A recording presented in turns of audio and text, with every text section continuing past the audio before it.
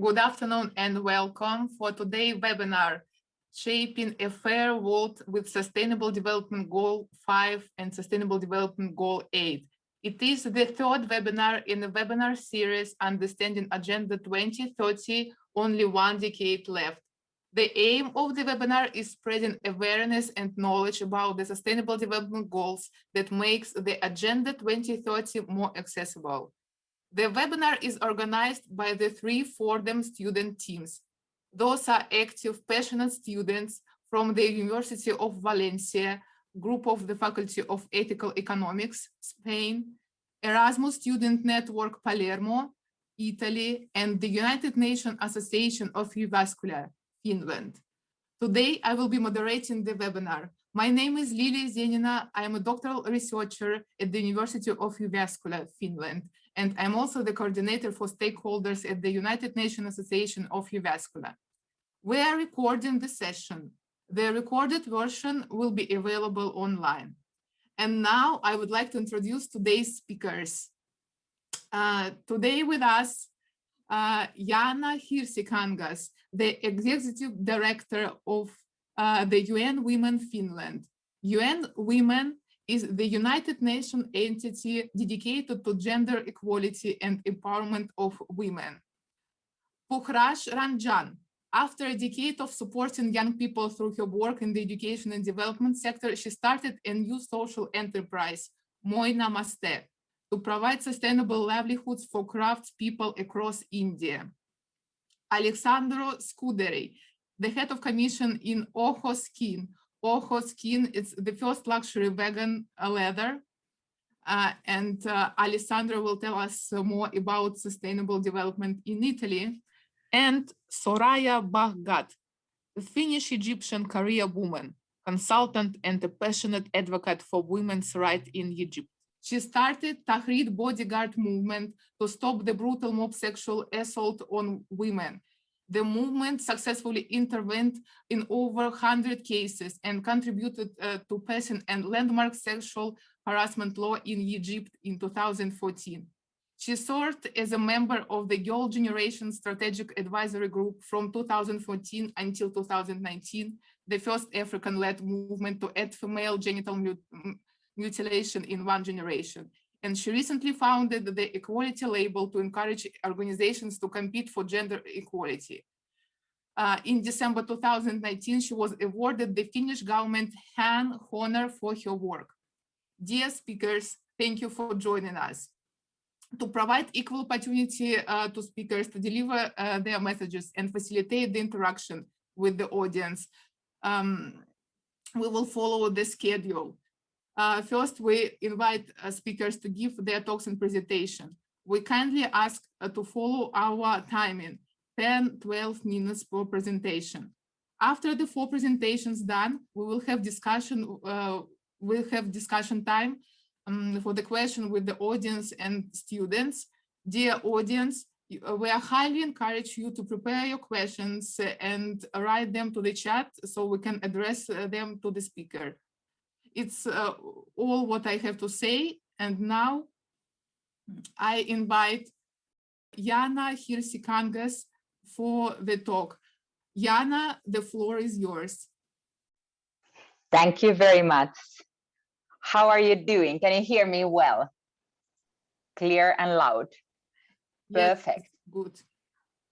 So, my name is Jaana Hirsikangas, and I am as mentioned, the Executive Director of the UN Women in Finland. So as said, UN Women is the United Nations organization dedicated to gender equality and the empowerment of women. And UN Women, that is a national committee of UN Women. National committees, they support the mission of the UN Women through our public awareness initiatives about UN Women and global women's issues, and we conduct vast fundraising efforts in our countries to support UN Women's work and the programs worldwide. The Agenda 2030 for Sustainable Development has 17 goals and 169 targets. These aim to stimulate action in areas of critical importance for humanity and the planet by 2030, meaning in 9 years. These goals and targets seek to realize the human rights of all and to achieve gender equality and the empowerment of all women and girls. Gender equality cuts across all these 17 goals. The Sustainable Development Goals focus on sustainability, equality, peace, and human progress in 3 dimensions of sustainable development. These 3 dimensions are the economic, social, and environmental. There can be no sustainable development in these areas without gender equality. Gender equality is a right. Fulfilling this right is the best chance we have in meeting some of the most pressing challenges of our time, from economic crises and lack of healthcare to climate change, violence against women, and escalating conflicts. Women are not only more affected by these problems, but they also play a vital role in solving them. Gender discrimination holds women back in giving their input through ideas and leadership in attempting to solve these problems. In this presentation, I will discuss more specifically the Sustainable Development Goals 5 and 8. Although all Sustainable Development Goals and targets seek to realize human rights and to achieve gender equality, the empowerment of women and girls, the goals 5 and 8 entail more specific objectives concerning gender equality and equal and safe participation in the working life for all, including women. These are also some of the main objectives of women. The 5th Sustainable Development Goal is achieving gender equality and empowering all the women and girls. The goal includes 9 global targets, and these are the targets that we are talking about. Ending all forms of discrimination, violence, and harmful practices against women and girls everywhere. We are talking about trafficking, sexual and other types of exploitation, early marriages, forced marriages, female genital mutilation. Also, ensuring universal access to sexual and reproductive health and reproductive rights.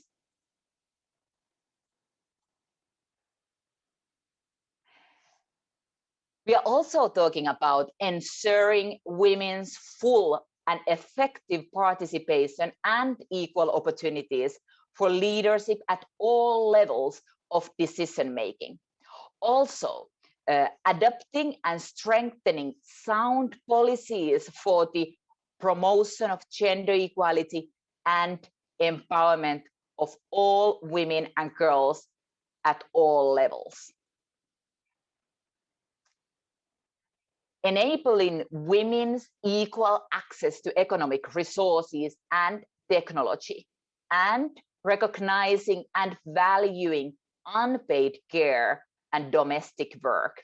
This is public services, infrastructure, social protection policies, and such different opportunities.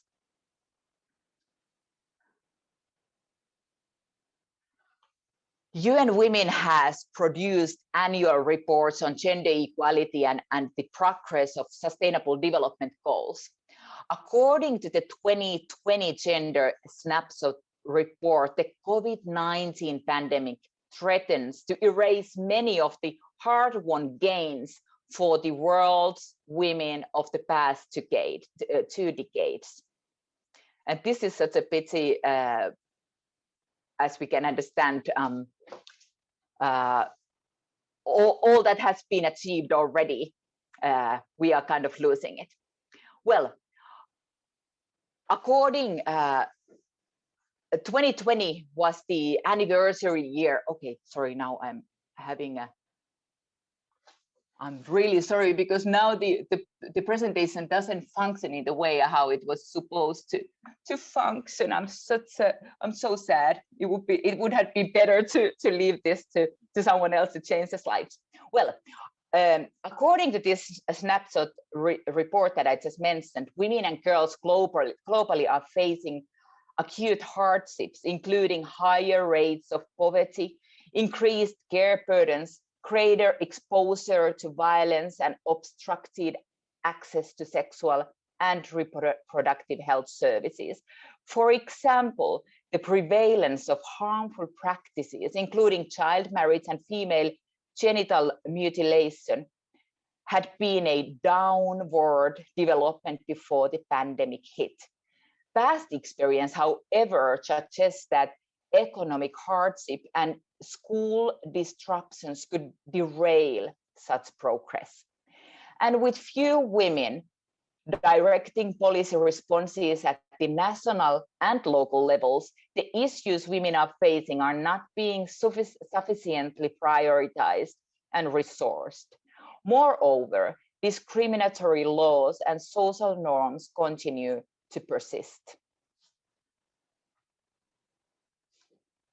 The 8th Sustainable Development Goal concerns promoting sustained, inclusive, and sustainable economic growth, full and productive employment, and decent work for all.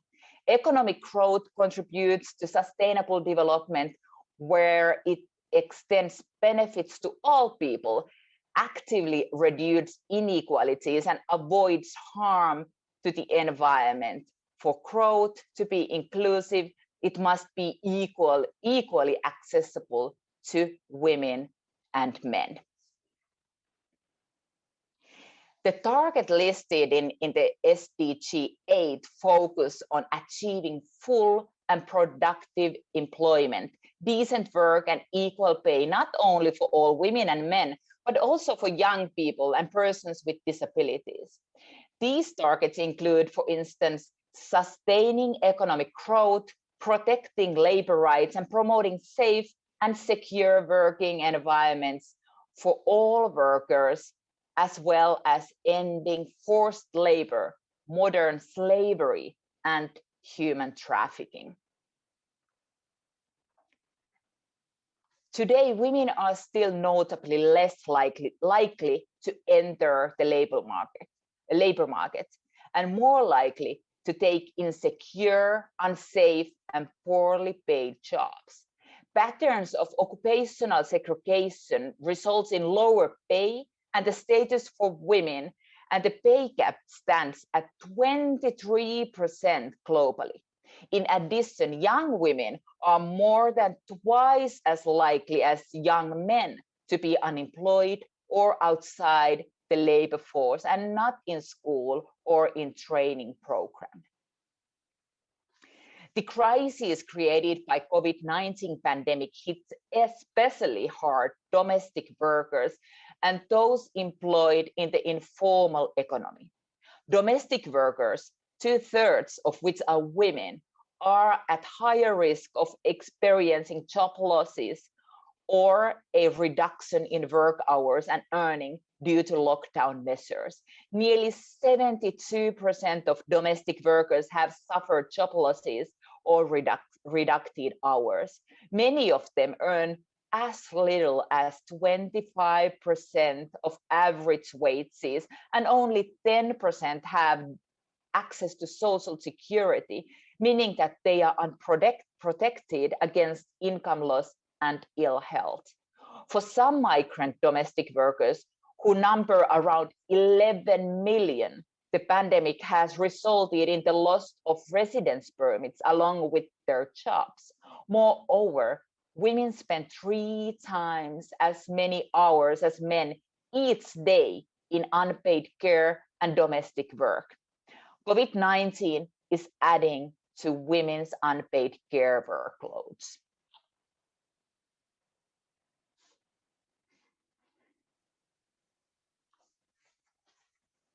The Agenda 2030, focusing sustainability, equality, peace, and human progress, provides a powerful counter-narrative to current practices of exclusion and division. The Sustainable Development Goals are especially important now, both as a political agenda for global cooperation and a specific set of targets that underline the urgent need for shared action. It is essential to harness their transformative potential and utilize them for advancing gender equality and women's rights. While progress, especially on the 5th SDG, is essential, it cannot be only focused on gender responsive action, monitoring, and accountability. Progress on some fronts may be undermined by regression and stagnation on others, and potential co-action may be lost if divided approaches to action take priority over integrated and multi-sectoral strategies. In the lives of women and girls, different dimensions of well-being and deprivation are deeply intertwined. It is critical to draw attention to the gender dimensions of poverty, hunger, health, education, water and sanitation, employment, climate change, environmental degradation, urbanization, conflict and peace, and financing for development. I thank you very much for your attention. I am very sorry for my confusion with sharing my screen. Thank you for your great presentation. You did very well, and you deliver very clear message and explain us perfectly sustainable development goals. Thank you, Jaana. And now we are moving further, and I invite Pukhraj Ranjan to provide us your points and your view on sustainable development goals. Please, Pukhraj. Thank you, Lilia. I hope everybody can see clearly what's on the screen. If yes, can you nod? Perfect. All right. Good evening, good afternoon, everybody. My name is Pukhraj Ranjan. I am an educator in my past, but today I am talking to all of you from the perspective of an owner and leader of a sustainable lifestyle brand called Moi Namaste. I think Jaana did a wonderful job in explaining the overview of how SDG 5 and SDG 8 comes together. And what I want to talk about is just a slightly more focused angle, focused perspective, which is with the lens of fashion design. So I'm not a fashion designer in any way, but I'm definitely a consumer of fashion, and watching the inequity in the fashion industry extremely motivated me to start my own social enterprise where we work with women in India.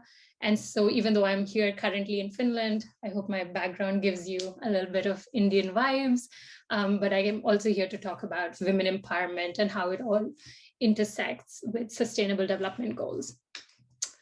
So for those who don't know, India holds the second position with total of 5% of global share in export of textile and apparel. And India is actually, it is estimated that we're going to grow from $39 billion from 2018 to 2019 to up to $70 billions in 2025-26. What that means is that we are definitely own a massive share of textile and apparel industry around the world. And what I'm going to share now are just 5 lessons that I have learned as a consumer of fashion, but also as a leader or upcoming leader in this space. So one of the learnings that I've had, which I wanted to share with all of you, is that women make our clothing and their well-being depends on it. So unless and until you've been following ethical fashion movements, you may not know this, but as per the World Bank, nearly 80% of garment workers around the world are women. They also represent 71% of women trapped in modern slavery. where 80% weigh in at the second highest at-risk product category. So there is a huge proportion of women who have been employed in the garment industry and are, trapped in modern slavery. Also, with the COVID-19 pandemic, as Jaana already said, an estimated 140 million people have lost their jobs since March 2020, so since last year. And many karigars or artisans, both men and women, don't have jobs anymore in India. With little work or salary, as well as no place to live, many karigars have given up on this space, on this industry, because there is no provision for their well-being. So as you and I engage with fashion industry, lifestyle industry, I think it's important and it's critical to know that women make our clothes and their well-being does depend on it. The second learning that I've had so far is that women pay the price when we trash the planet. So there's a saying which says everything you make returns to earth either as food or poison. And as per a report by Qantas called Measuring Fashion, it is estimated that the footwear and apparel industry is collectively responsible for nearly 8.1% of the global carbon emissions. And since we buy apparel and fashion, a lot of the young people through fast fashion brands as well as footwear, we also have a role to play in how we're not just trashing the planet, but women are paying the price of it. And I say this because, of course, fashion consumption habits are depleting resources at unsustainable rates. It's increasing our carbon footprints, contributing to water pollution, deforestation. It's also affecting women. So according to a recent United Nations assessment of humanitarian needs in 2021, the number of people across the globe at risk of hunger is up 82% from last year. What that means is that more and more people in the space, in labor that is not always recognized, like the garment sector, are struggling to even get their families to eat. What this report also said that majority of them, 70% of them, are women and girls. They're more likely to go without food because they want to feed their families. It also says that the hunger is leading to more dangerous activities, like girls are being forced into child marriages, women are resorting to transactional sex, and human trafficking is on the rise. So it's very interesting for me to see the connection between the brands, how they have been exploiting women garment workers, to now them not having jobs, and hence at the point where we're seeing rise in human trafficking. The third learning, which is actually a great one, is that we're also seeing a rise in consumers wanting the fashion industry to tackle gender inequality. Issues as excessive and involuntary overtime hours, physical and sexual violence, restriction of movement, extremely low wages, wage theft, debt bondage, denial to form a union, unsafe workplaces are quite common in the garment industry. And for those of you who are familiar with movements like Fashion Revolution or Clean Clothes Campaign, you will also see that there's a growing desire from consumers as well as brands like ours to do things correctly. There was a recent consumer survey report done by Fashion Revolution, which showed that 81% of women wanted or felt that it was important for fashion brands to tackle gender inequality. I think that's a great ask, because it's only going to change the way fashion industry works. This is something I see a lot on Instagram, especially, is our feminist slogan t-shirts. And what I've learned is that just because you're wearing sisterhood t-shirt, that does not mean that the women who are making it are being empowered. It simply highlights the tokenism, which fashion industry is very, very good at capturing. If you've been following any of the COVID-19 reports, it exposes the power imbalance in the fashion industry. A lot of European brands who make their products in India, in Bangladesh, have abruptly canceled their orders. They have left millions of workers unemployed without any severance fee payments. And a lot of them are actually still working in unsafe environment. So I think what is important for all of us to start asking is also questions like who made my clothes, what's in my fabric, things like that, which all these fashion revolution campaigns, clean clothes campaign have been promoting. The last learning that I've also had is that organizations and businesses that value equality and sustainability are good for women. So if you're one of those people who are still wondering if I should buy a $7 or €7 t-shirt from H&M or a €60 t-shirt from an ethical organization or a sustainable organization, I also encourage you to look at their work that they're doing with women. Because at least as per the World Fair Trade Organization, fair trade enterprises are much more likely, I think 4 times more likely, to have women in senior leadership position. They promote women to participate in in organizational decision making, and they just have a lot more flexibility and support that's given to their makers. So again, really looking at which kind of organizations we support has become really important, not just because of COVID, but just because we have these sustainable development goals to reach in just a decade. This is a quote by Carrie Sommers, who's the founder of Fashion Revolution, which I find extremely powerful. It says, "We may not hear the voices of the women who made our clothes, but every garment we wear has a silent Me Too woven in its seams." I found this really powerful because often I get asked from our customers is how do we even know if a brand is doing things ethically, is really caring for gender equality and empowering women. So I want to leave you with 3 questions, which is, who made my clothes? If your brand cannot answer, cannot give you an actual name of a maker, they have no idea. And hence they most likely are not doing anything for their makers. Can they afford to live? And this goes back to the living wage question. Yes, the living wage in Finland versus India is drastically different, but do your brands know what is the living wage in India or in the countries they're making their clothes?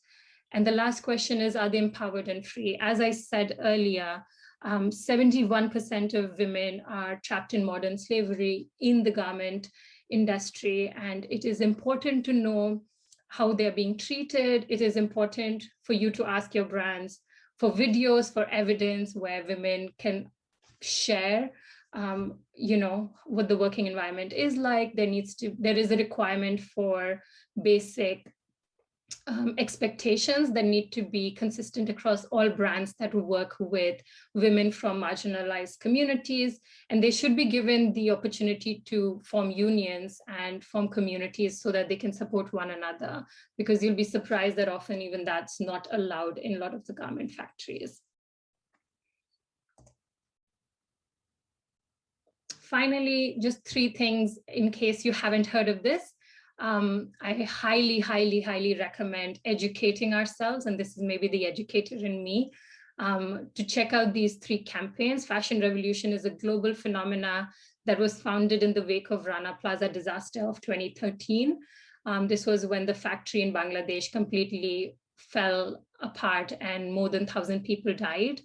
And I think they're doing an incredible job in educating consumers on Fashion Revolution. There's also Clean Clothes Campaign, which is a lot older. It's from 1989, and they've been working to ensure fundamental rights for workers and that they have dignity and are respected.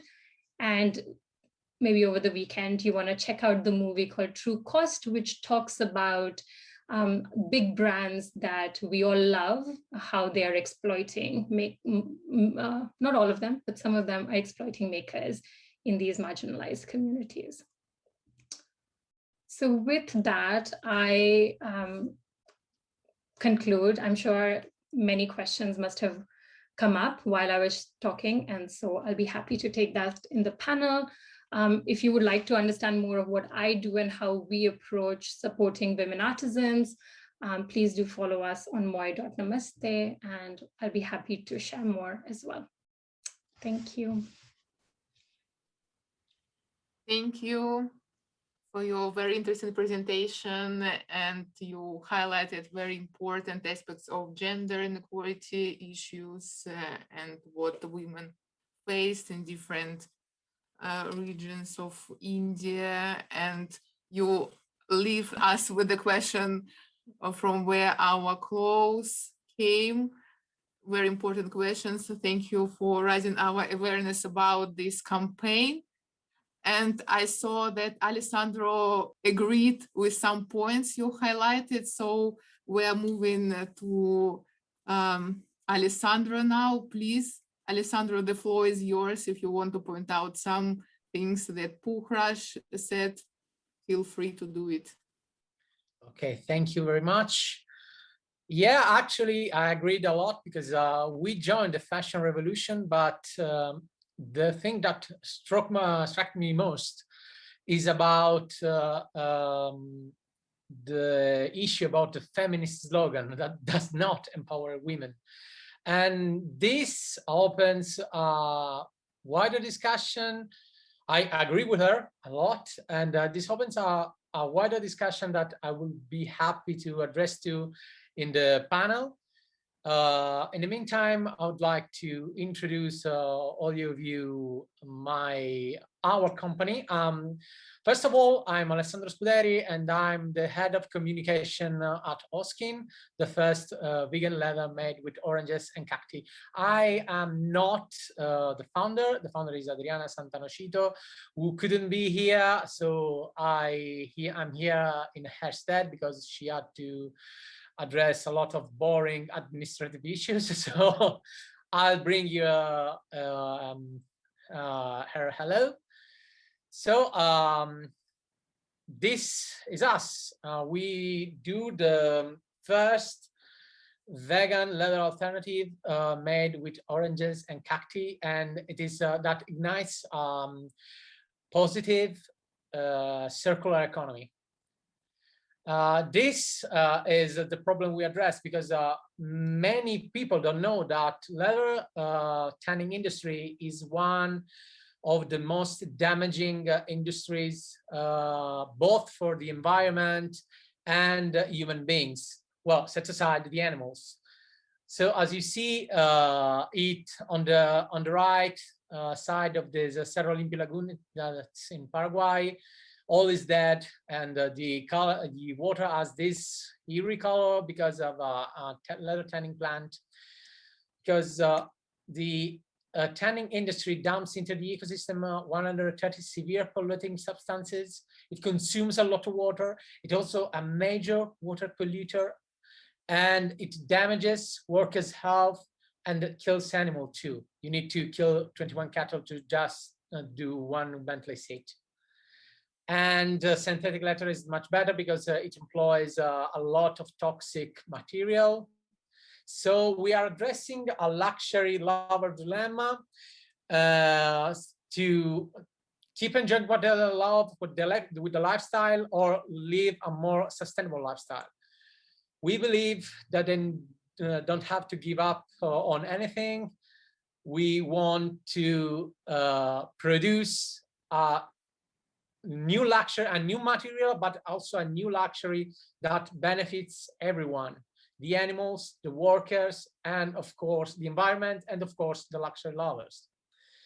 The secret is in our process, because we employ a circular economy process that we grab waste from the Sicilian food and cosmetic industry. We transform it into biopolymer, also in Sicily, and then we produce a new luxury material. And this, we made this by transforming a waste into a new material, and this benefits, first of all, the farmers in Sicily, because we remove them from a problem, which is the waste, because they don't know how to dump this waste, and we producing jobs for them and for a lot of people that, so as you know, in Sicily, that we have a huge unemployment problem. And we created a lot of jobs in transforming this waste into the biopolymer that we will use to make our vegan leather. And in fact, we also transformed a former economically depressed area into an urbanistic plant that in the biotech industry that created a lot of jobs. And of course, we, thanks to, well, Adriana, thanks to Oskin, also managed to keep a lot of talents, especially women. I actually am the only man in the company, to keep them in Sicily while they were set. We were all set to leave Sicily to seek jobs in the northern Italy or abroad. And in fact, as I was saying, this is our team. They are mostly women, and I would be happy to talk more about it in the discussion panel. I'm sure you'll have a lot of questions about this women-led and women composed company. I'm aware, actually.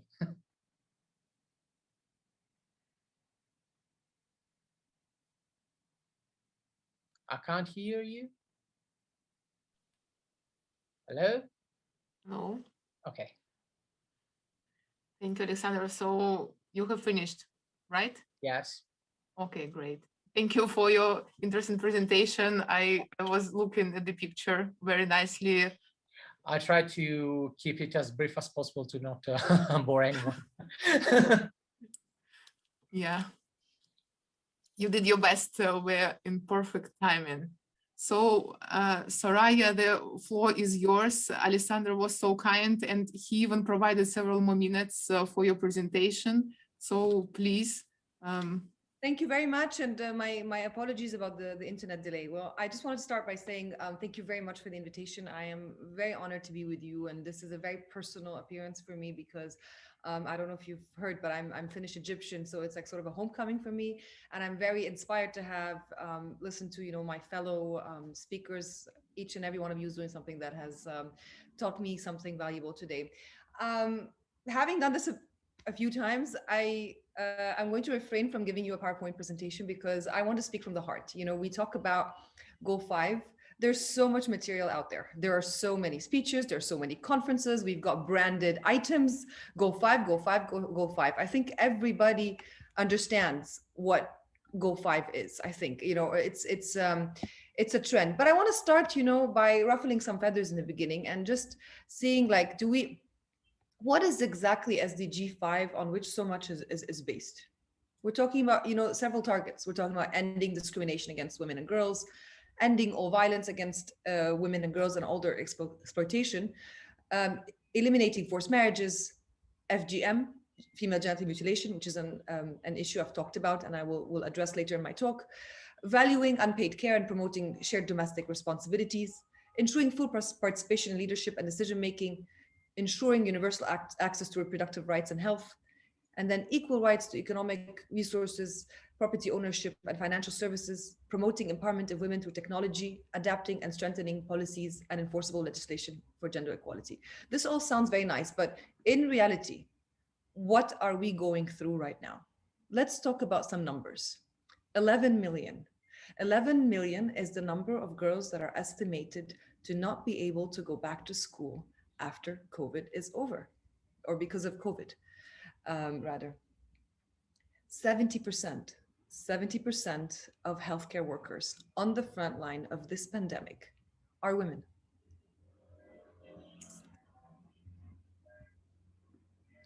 22.6%. Across the 156 countries that are covered by the Global Gender Gap Index of the World Economic Forum, women represent only 22.6%. So we're talking about just, of parliaments. We've got, 22.6% of ministers worldwide who are women. 81 is the number of countries where there has never been a woman head of state as of the January 15th at the beginning of this year.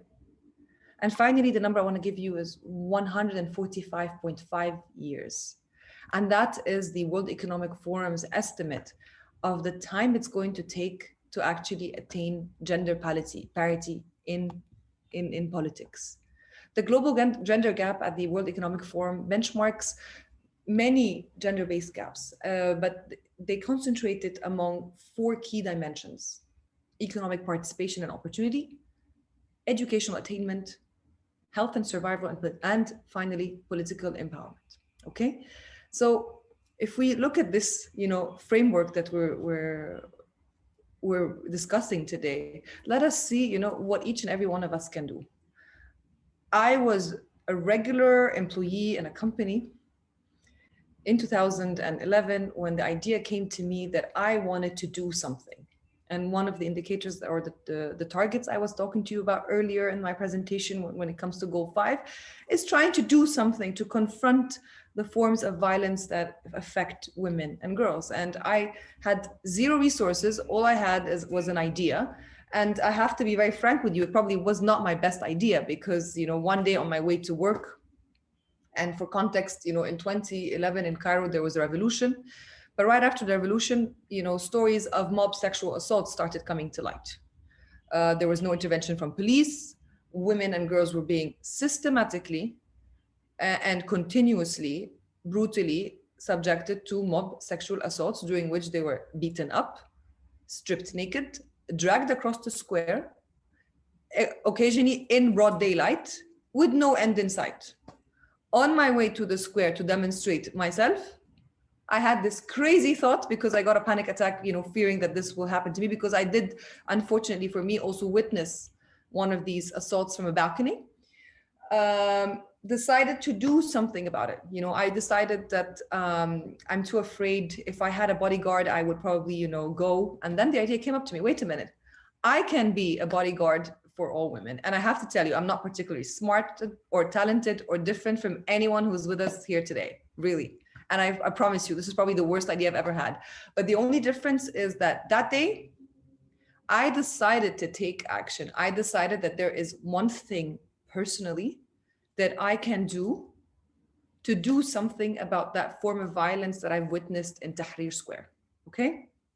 I went onto Twitter and I promised myself, if I find the name that I came up with, the square was called Tahrir. If I find the word Tahrir bodyguard, I promise I'm going to do that. And when I found it, of course, I said, why is it available? So many times we look for names on social media and they're never available. That day, the message from the universe was clear. You have to do something about this. Fast forward a few days, and this idea had come to my head, and I launched this movement. I share this story because when we talk about the global goals and we talk about 5 and 8, sometimes it feels like so far removed, as if each and every one in this, in this chat, in this room together, cannot do something individually or personally, as if it's like reserved for certain people. Either they, that was my impression in the beginning, because when I was looking at the precursor to the global goals, the Millennium Development Goals, I was always thinking, well, I'm just an employee in a company, I'm running a department, I am a corporate slave. What can I personally do, right? But the thing is, I had an idea and I decided to do something about it. The same idea or thought came to those who decided to volunteer in Tahrir Bodyguard and do something about it. So you don't always have to be the person who starts it. Now, then I left my movement, okay? I left my movement, but I was bitten by that bug, the bug of I want to do something about, this goal 5.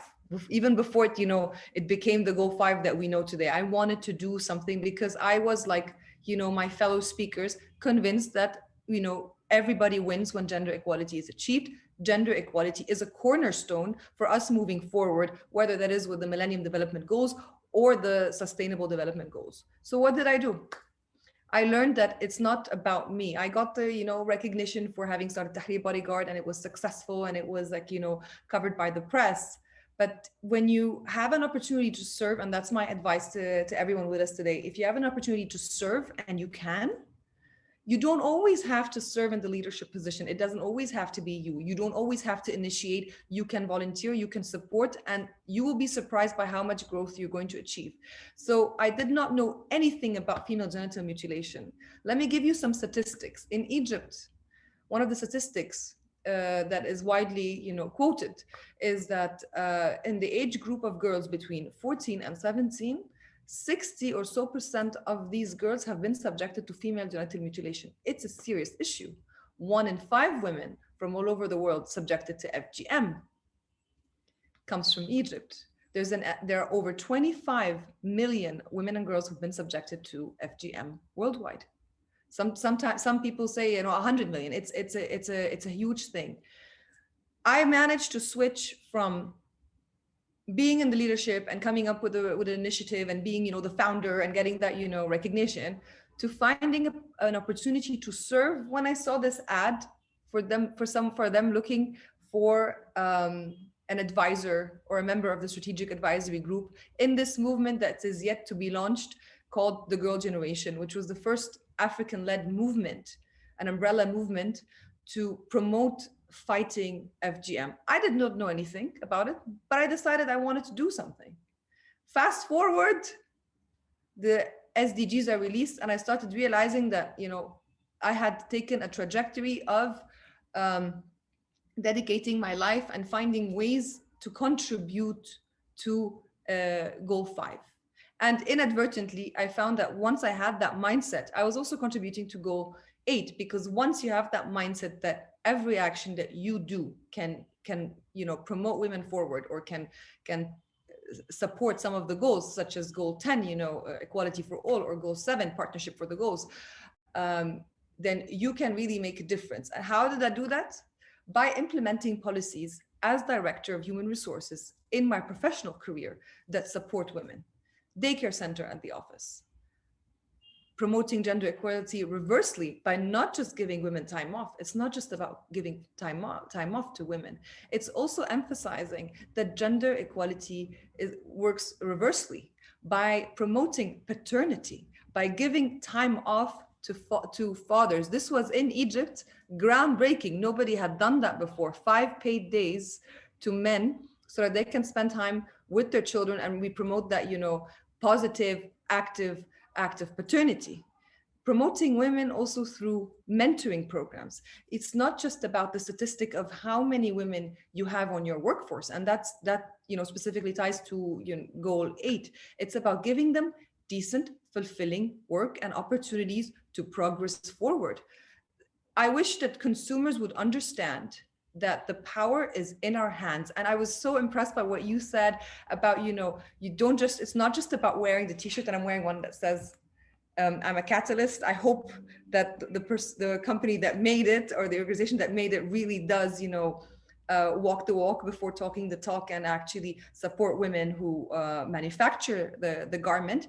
But it's about, that each and every one of us has that, key to do something, whether it's promoting women, whether it is as a consumer. As I was saying earlier, when I founded Equality Label, the idea was to start labeling products in terms of how they perform when it comes to equality. The FMCG sector, a big portion of the consumers are women. We have the power in our wallets. We can promote companies and support companies that genuinely support women in the workforce. And it's not just about, having the women represented, as I said earlier, but it's about ensuring that they're represented on boards, on management teams, and also that they have the opportunities, to accelerate their careers, to be promoted, that women are not punished for staying home a year to take care of their children, and they come back to work and they're just in a spot and they feel that they lost out. And finally, I just want to say that this pandemic, if there's any silver lining to this pandemic that has affected us all and kept us away from our loved ones and life as we know it, is that I think across the world, so many men, at least in Egypt, I can speak for Egypt, and maybe some of you have seen this, so many men have started seeing, the many roles that women play, so the pandemic has shown that women are not only working for their careers, they're also, pillars and backbones of their family, keeping families safe.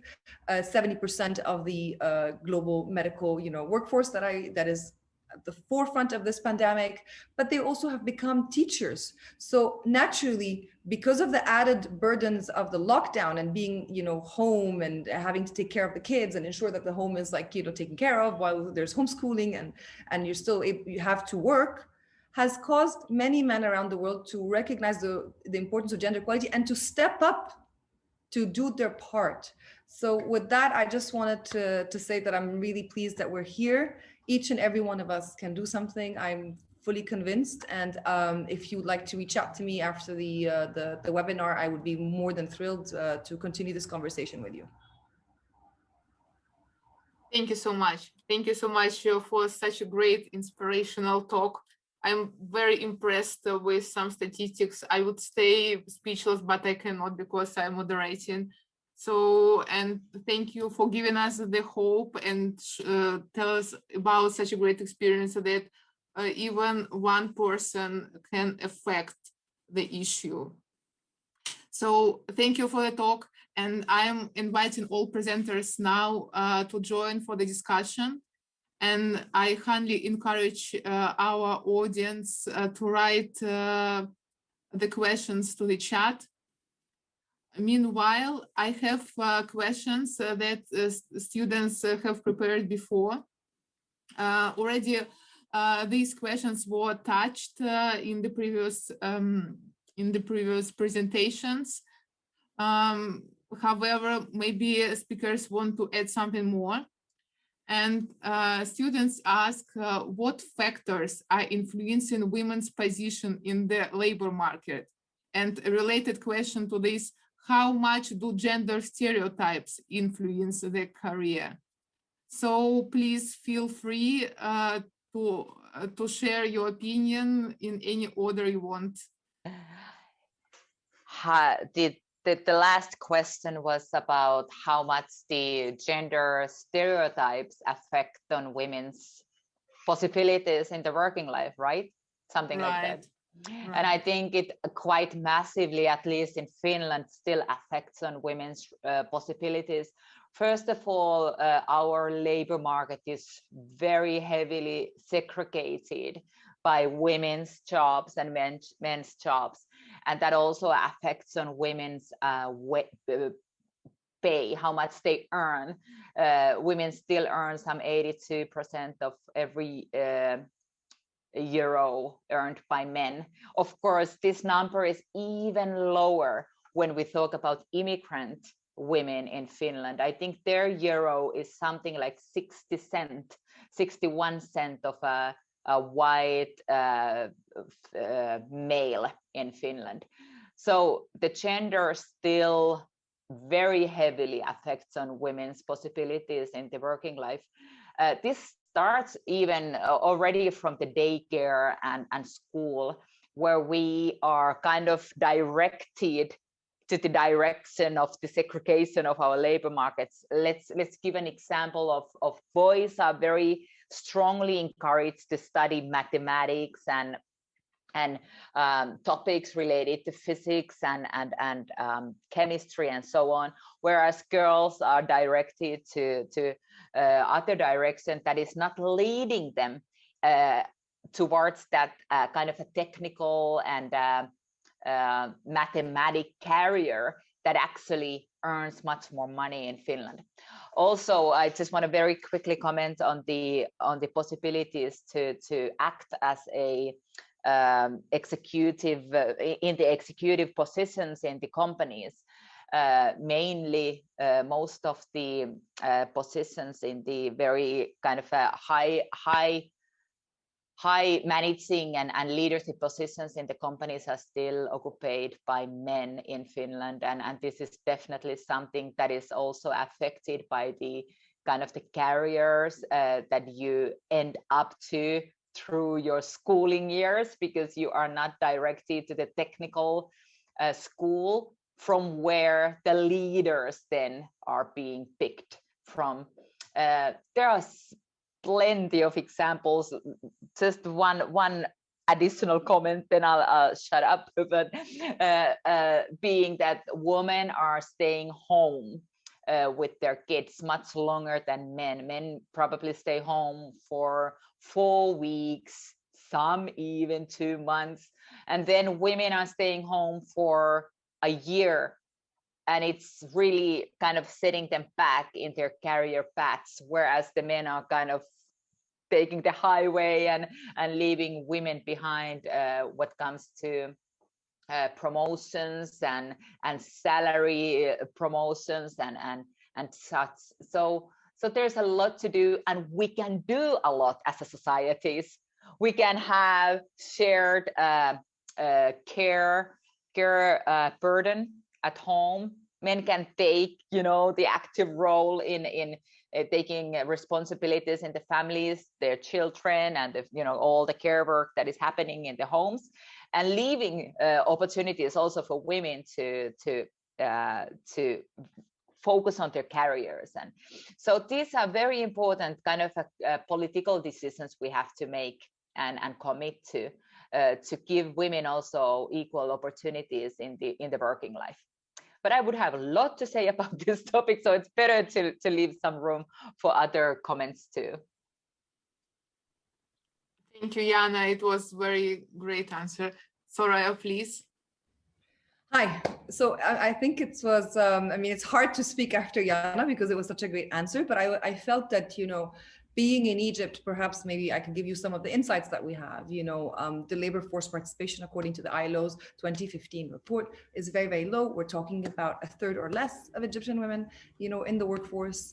And the reasons for this low participation is, number one, culture. A lot of, Egypt, we're talking about over 100 million people. Women are unfortunately still held back by, cultural norms that prevent them from not only accessing the labor market, but also the educational sector. So a lot of women are, forced into early marriages. This is a, phenomenon that we mostly find in villages. But also there's another, part of the equation, and that's what I've been, looking at since I started moving to my initiative, Equality Label, and looking at the role of companies. Companies also do not have enough room for women voluntarily. They choose to, rely on male engineers, male technicians, and they undermine the great potential that so many women have. In Egypt, we were recently talking about how women have been excelling in the engineering, faculty, for example. There's so much talent, but yet 60% of young women who graduate from Egyptian universities, it takes them at least 3 years to find a job. They end up being unemployed because of the lack of companies and initiatives that, promote their access to the job market. And that's one of the things that we worked on in Egypt, because we started this mentoring program. And through the mentoring program, what we do is we don't only support women as they go through the interview process. And I think as a women's advocate, my other hat, my actual career was very useful, because I was a director of human resources, so understood fairly well what are the impediments that face young women during the interview and recruitment process, and then also in the acceleration inside the company. So what we do also with the mentoring program is that we enable them to have the skills to pass the interviews, but also helps them through mentoring networks to continue to thrive as they access that opportunity. And we also talk to companies to try to encourage them to find jobs for them. Thank you. Thank you. I saw Pukhraj raise your hand first. So Pukhraj, please. Yes, thank you. Of course, there's a lot of overlap between what was already said by Jaana and Soraya, but I think what's interesting to me when I look from, say, the Indian garment industry, which is a perspective I'm bringing to the table today, there are jobs, right? 80% of the global artisanal workforce that works in the garment industry are women, but that doesn't mean that they are earning a living wage. That doesn't mean that they have the resources, the support structure to actually thrive in the sector. There's a lot of discrimination And I think the question was around the factors that play a role, right? And I think the lack in at least the Indian garment industry is, of course, policy. There isn't a specific protection for women artisans, even though most of them are the ones doing the work in the sector. There's also the lack of freedom to unionize or to create associations. So it's very highly discouraged for women artisans to come together on Instagram or on, North American markets. You see a lot of for women movements where women support each other. And I mean, I am part of many and absolutely love them and see what value it brings me. But for a lot of female workers on the ground, they're not even allowed to unionize. So I think there's definitely a need for policy changes, specifically keeping women in mind at the ground level, if you want to see growth in, say, the living wage of women, their decision-making powers.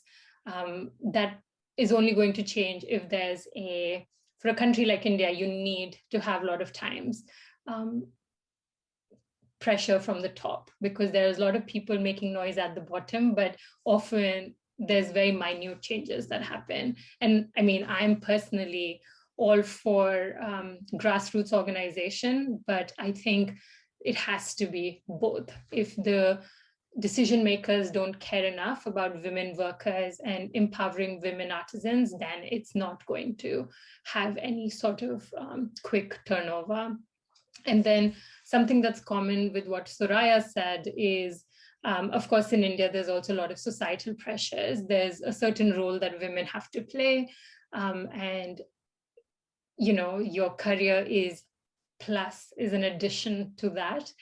So how do you break mindsets and change behaviors around that? That also, again, requires a lot of community work, a lot of education, a lot of reflection, which often we don't have time to facilitate, but we must. Thank you, Pukhraj. Alessandro, keep his hand raised up, please. Yeah. Okay, thank you. I agree with everyone, especially about the cultural bias and the lack of policies.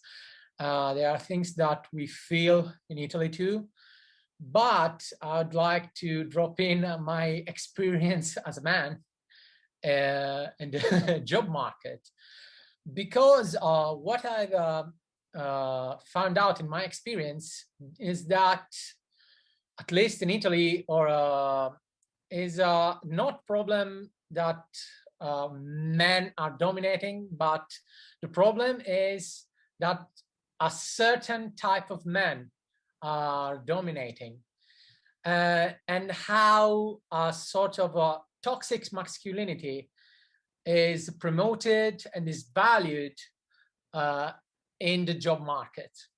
Because as a little boy, as everyone else, I've been taught some very wrong things, that like men don't have to cry, especially in the job place, or you have to be strong, you have to be the only one to have to provide for your family, you have to be you have to trample over everyone to pursue on your career, because that's what men do. And that is a thing that hurts women and men as well, or a certain type of man like me, because I'm not like that, even though I've been taught those things too. And my experience in Oskin, that is, as I said before, all-women company, is that I had to do a presentation, and a very emotional guy, as you can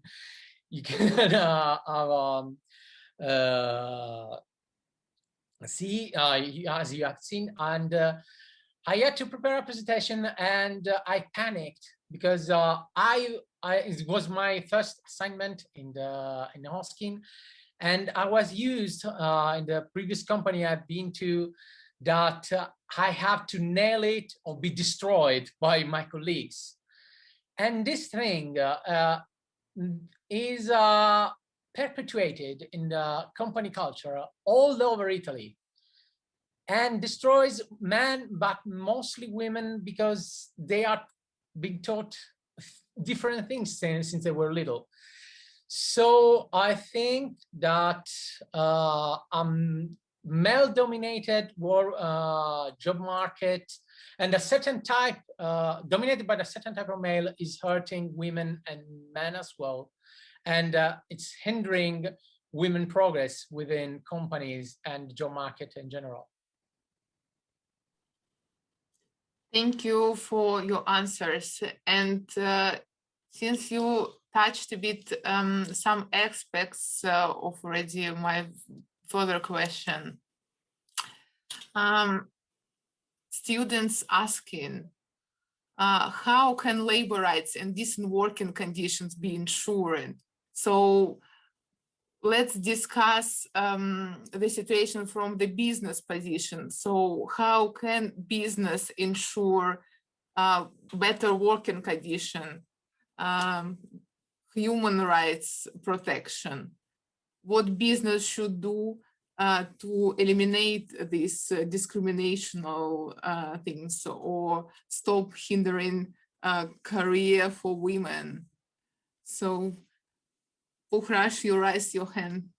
Please go ahead. Yeah, I mean, it's an onus that has to be taken by both brands and consumers. I am very much passionate about, you know, on the ground organizing. And I think youth in today's day and age are very, very smart. They know how to use social media. They know how to community organize virtually.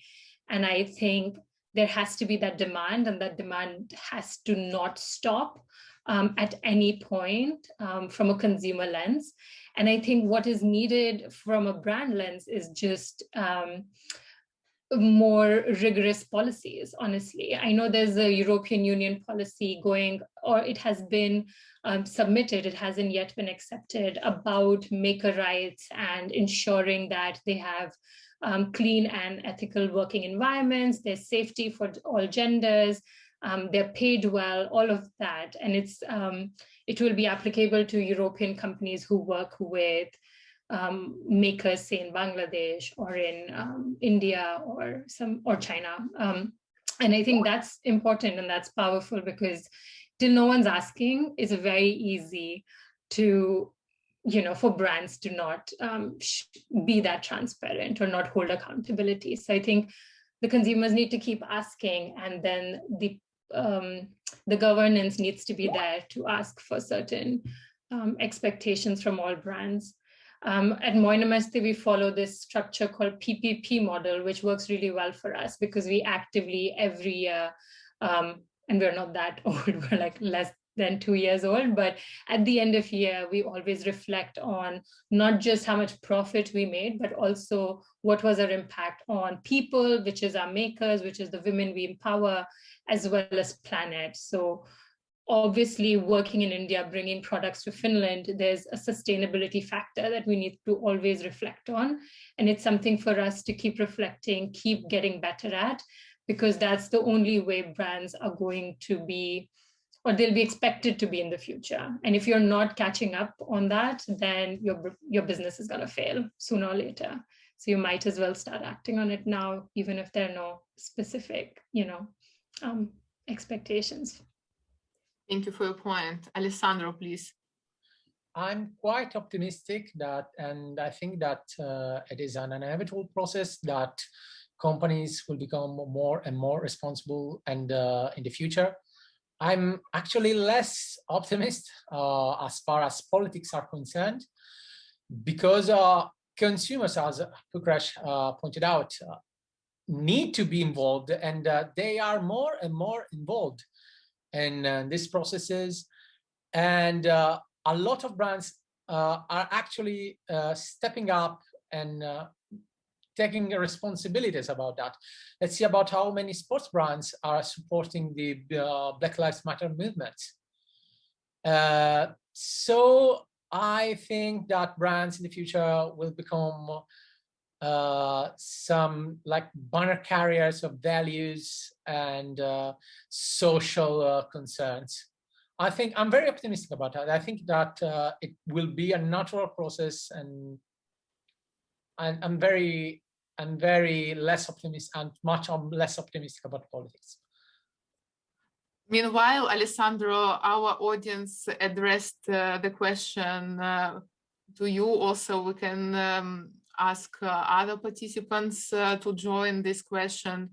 So Maria is asking about opinion, whether fast fashion companies will use one day sustainable materials, and why do they still using toxic fabrics? Are they cheaper?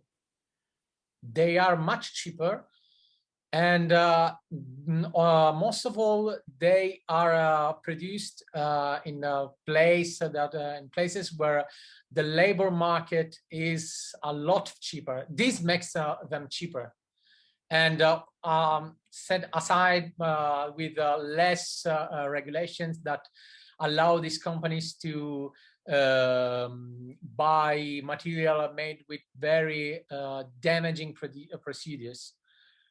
And again, it's more of these questions are to be addressed also to consumers, and so to every one of us. I think that fast fashion brands need to stop being fast fashion brands, and they may stop being fast fashion brands only if consumers stop buying cheap stuff. Thank you. Soraya, you were first. Well, I mean, this is not just only about, fashion, but I want to pick up on the point that Alessandro was talking about, and which I've been, working on, which is the consumers also have a role. We cannot just keep saying, oh, the corporations are not doing enough for gender equality or decent work or good conditions or compensation. We need to start also putting some of the awareness shifted to the power of the consumer. With social media also, the voices and the power of consumers are amplified. Companies that do not have equal representation of women on boards or in management cannot succeed in the long term. When you ignore the representation of 50% of your client base, you can't really go anywhere. It really baffles me, honestly, it just baffles me that companies don't see this from a business perspective. This is not just about a gender equality perspective. It is a business decision that you have to have your consumers, represented. So major companies that, sell diapers and, female products. It is beyond me that they do not have 50-50 boards or 50-50 management. But also we have a role as consumers to shift our spending to those that perform better, the companies that perform better when it comes to, gender equality. And for that, people can inform themselves. And I think Jaana will be happy about this. One of the things that I personally use to start to understand how companies are performing is I look at the UN Women gender, exactly, women's empowerment principles. Let us start to educate the consumers and realize that we've got the power. Thank you.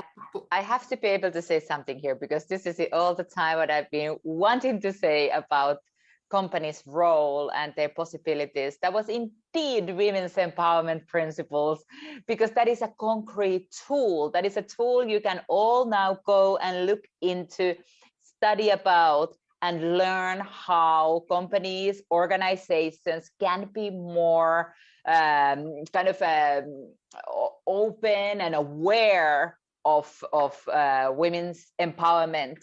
And then I also, I don't need to go more in details into that, because there were many good comments already. But I just wanted to say that fast fashion can never be sustainable.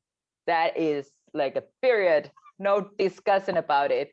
There is no room for the word fast when talking about sustainability. That is a horrible consumer behavior we have to get rid of. We have to be more responsible in our ways of being consumers. And that is the most important thing, because we have the purchasing power. We have the money in our hands. Let's not use it wrongly, and let's not kind of support unsustainable ways of living. Thank you, Jaana. Pukhraj, you raised your hands. Yeah, I mean, this is obviously an area which I'm very passionate about, but I think that it's also important, especially when you're looking at companies that work in so-called developing economies, I think to look at sustainability also from the lens of employment and livelihood. So you want to support brands that are sustainable in the environmental sense, like Alessandro's company is doing remarkable work in that space, but also look at, and they are doing it in the social sense as well, but how are they empowering women? How he said that his brand has been able to keep women in Italy by not supporting them to have a job, livelihood in their towns rather than migrating to North Italy. And I think these things are important. So to expand our definition of sustainability doesn't just mean planet, but it also means people. And I think that's extremely important, that we are being good to the people and good to the planet. And these are the hard questions that consumers have to start asking. One of the things I always get, being that we are, or at least we identify as a sustainable fashion brand, and we invite people to critique us, but I get a lot of questions on why our clothes are expensive. And this to me is very interesting, where everyone wants to be part of fashion revolution movements, but they won't pay for it. So I think it also goes back to, as consumers, that you want fast fashion brands to close, but are you also willing to support that are doing great work? And that is an interesting discussion that I love to have with our consumers. Thank you, Pukhraj. Meanwhile, Jaana sent us the link in the chat about women's empowerment principles. Please go and check. And I see that Soraya also keep your hand raised. Please. No, I'm just keeping my hands, risen, because, we're being proactive today in our chat, Jaana sharing these principles. I hope we can all read them, educate ourselves and also those around us, because that's how we, start small steps. Okay, great. So keeping in mind our time, I can only ask the final question, unfortunately. So I see that students raised question about the role of social movement, about community. So I want to address this question to you, and also add from myself, what we can do to achieve more sustainable development world with gender equality, with more happiness and love. So what we should do? Please share your opinion. Okay, I see 3 hands raised. I can start. I have a very short answer. I saw this as a tattoo on someone's arm, and I thought this was powerful. It had a triangle which said agitate, educate, organize. And I think that has to be done by everybody. You need to shake the system. You need to question the status quo. You need to agitate. You need to ask tough questions. And then you need to educate. If you just shuffle feathers and leave it at that, people don't feel empowered to make any changes. You targeted them and you put them in a small corner. So educate and then organize, bring them into your community, work together. Global communities now at our fingertips, on our phones, on Facebook, on Instagram. So I think those are my 3 steps: is agitate, educate, organize. Thank you. I was told that Soraya was first, so please, Soraya. I love this, what she just said: agitate, educate, Organize. I love it. I don't want to repeat myself, but I guess, I'm going to invoke goal 17, which is partnership for the goals. Each and every one of us has a role to play. Each and every one of us here can be a champion for women in everything we do. From celebrating the achievements of other women, from making space for other women, from not feeling threatened as women, in a study group or in a course or at work, from the success of another woman. This is an angle maybe we didn't have the time to get into today, but also it's important to recognize that some of the barriers that prevent some women from moving forward don't just come from men. They come from women themselves, and they come from women around them. So that's my message for all the women who are listening and all the men. You can be a gender champion. Thank you, Soraya. Alessandro, please. I have a few answers. The first one is that we live in a capitalistic system. We can hack it just by gaining consciousness that as a consumers, we have a lot of power, a lot of political power. So let's use this power wisely. Then secondly, as far as women are concerned, I agree with Soraya. As men, we don't have to feel threatened by women because it's not a substitution thing, it's an additive thing. And finally, I forgot that. Oh yeah, we think as an only man in the all women work environment, I learned that to change people's mind and maybe the world, first of all, you have to listen to people's concerns, people's fears, even people's prejudice, and then speak, because maybe a lot of wrong things in the world came from fear or even people's necessities. You have to listen to these necessities before addressing them and change the world. So listen, then speak.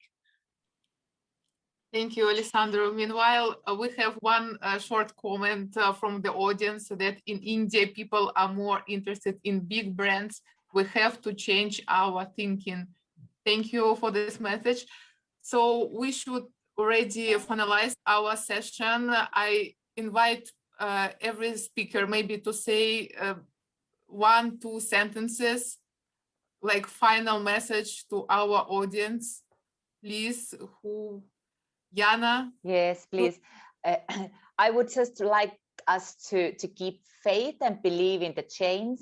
We can do it. We shouldn't get depressed with all the challenges in the world. Let's remember that everything is interconnected in this world. Let's spread love and responsibility and respect towards each and other. And we can make the change if we just want to. That's kind of everything that I want to kind of leave you with tonight.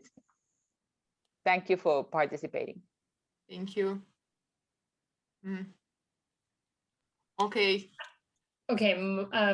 I think mine is very similar to what Jaana said. It's just be the change you want to be. I think both Jaana, Soraya, Alessandro, they all shared amazing examples on what it means to take initiative. And I think we just need to take ownership of the challenges that we see around us and act on it. Great, thank you. Thank you. So, Soraya, please. Just one last thing. I think just the 2 sentences that I mentioned and I always like to mention is, number 1, if you are called on to serve and you have the ability to contribute, please by all means do it. And number 2, as I said earlier in my talk, Tahrir Bodyguard is probably one of my worst ideas, but it succeeded, it made a difference, it intervened, it saved women and girls. So the message is this: if you have an idea that you think can make a contribution, please follow it with all your hard work and conviction, and the whole world will follow you. Thank you. Thank you for the great message. Alexander, you want to say something? Yes. If someone tells you that something is not possible, it doesn't have to be necessarily true. whole skin is an example, because all of the investors or potential investors told you, it's not going to any place, because you have to choose to be, or to produce something beautiful, such leather, or to do something sustainable and right and good for everyone. The two things are not necessarily opposing. You have to look for the way to do something beautiful, and beautiful because it is sustainable, not because it is not sustainable. So don't let anyone let you bring you down.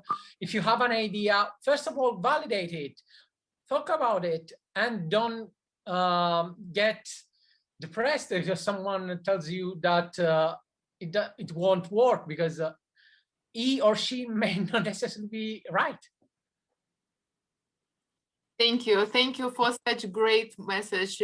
I personally feel very much inspired. I believe that our audience as well. Thank you for the speakers. Thank you for the audience for being with us. Please stay healthy and safe. And on this stage, I stop the recording.